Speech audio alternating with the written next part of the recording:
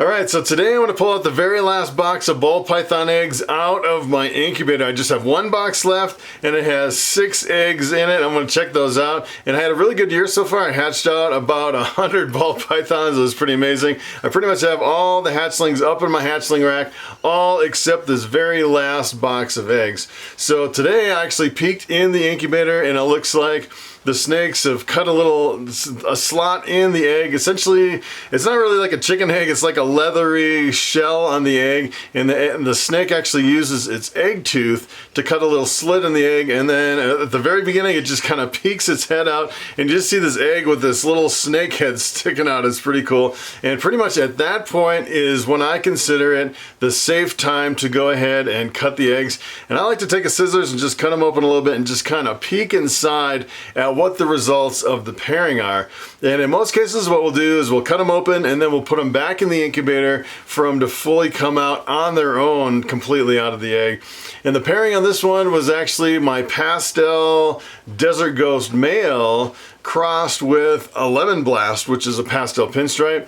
So the results of the pairing, everything will be 100% het desert ghost because it's a recessive gene. And then we'll get pastels, we'll get super pastels, we'll get lemon blasts, we'll get super blasts, we'll get some normals, and we'll get some pinstripes. So it'll be quite a mix of a bunch of different possibilities from this pairing. So let's pull those eggs out of the incubator and take a look at some baby snakes. Alright, so here's the box fresh out of the incubator, and this is actually supposed to hatch on the 31st of August, which is 60 days, and it actually is the 31st of August, so this is actually exactly 60 days, and you can see there's quite a bit of condensation on here. Usually what I do on this press and seal, I use, I bought these little, it's like a shoe box from Amazon, and I use press and seal over the top. Normally every few weeks, I take off the press and seal and replace it, or I just go through and kind of wipe it down. You definitely don't want that condensation dripping on your eggs during the 2 months of incubation. But oh, take a look at that. Wow, they are almost all out of the egg. Take a look at that.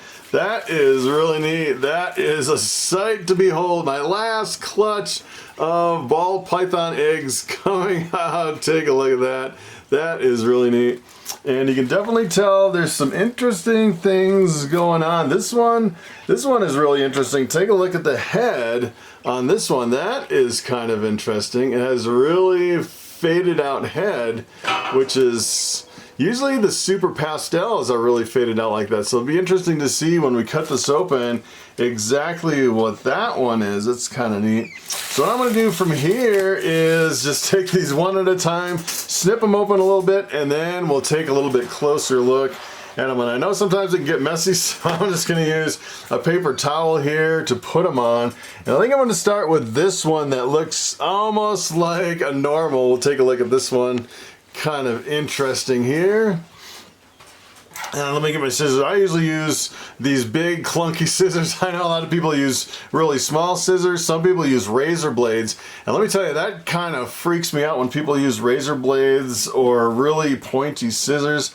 I like to get in there with the kind of the blunt tip. I don't want to take a chance of actually poking a brand new baby snake. And what I do is I usually just kind of coax them right back in the egg a little bit. You definitely don't want them to come out because sometimes they have the umbilical cord attached to kind of the left part of kind of the egg sac in there. And you definitely don't want them to pull away from that until they are completely ready.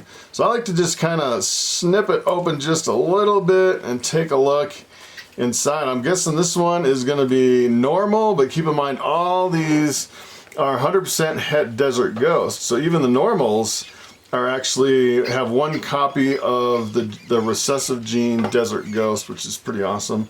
And this one, you can definitely tell, this one is just a straight normal as far as I can tell. There's no pinstripe, no pastel.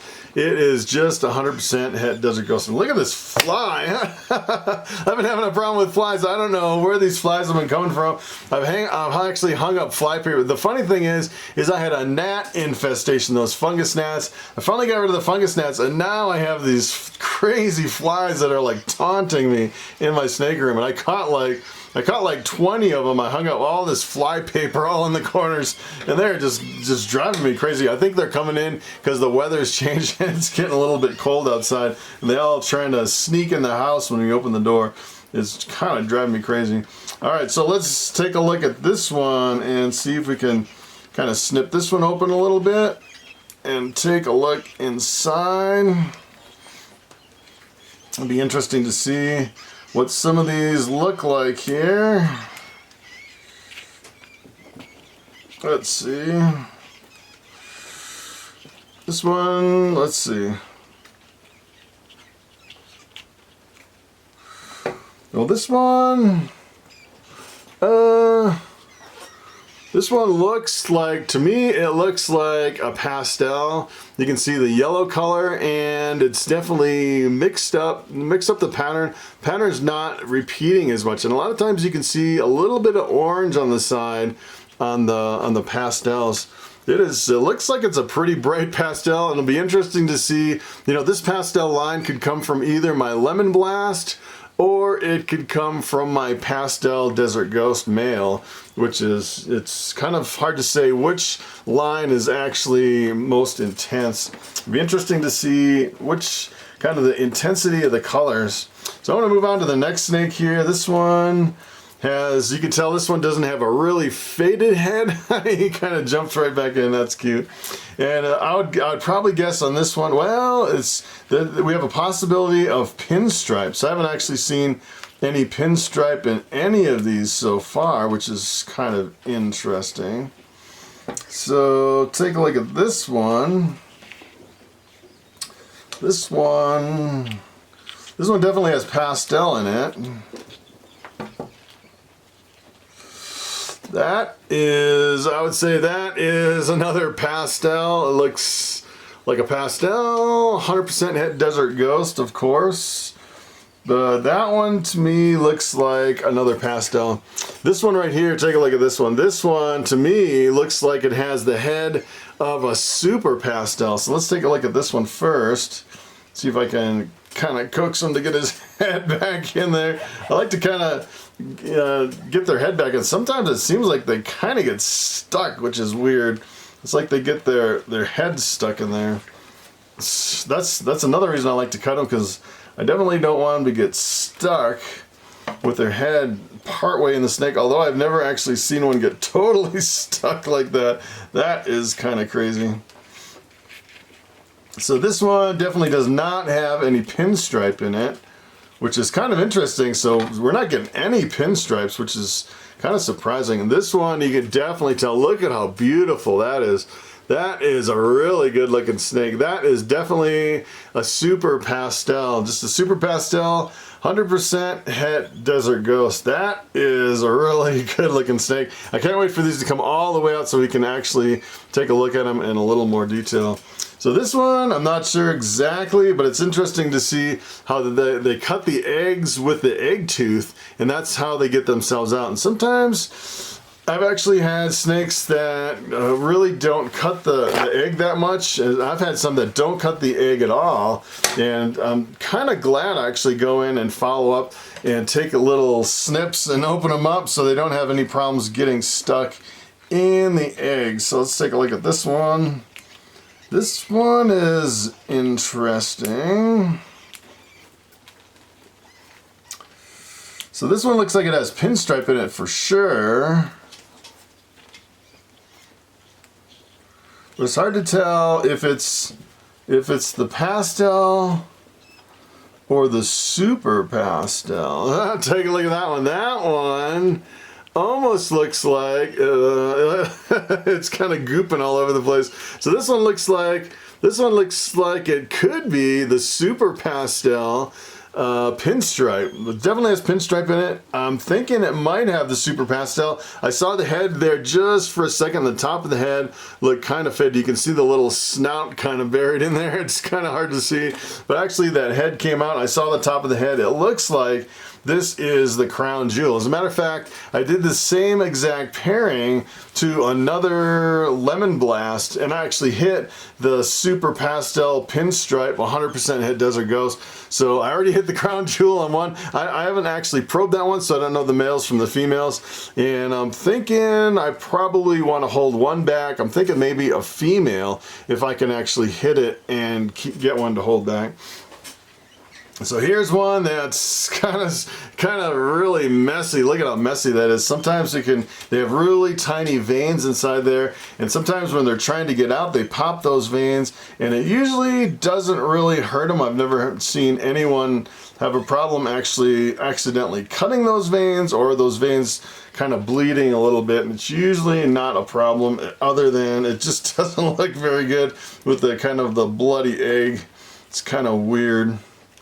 So I'm going to see if I can cut this close. I like to actually take a little snip and then cut it as close as I feel comfortable with, right next to the head, and then kind of rip the last little part to kind of get his head out of there so he can actually get his head back in.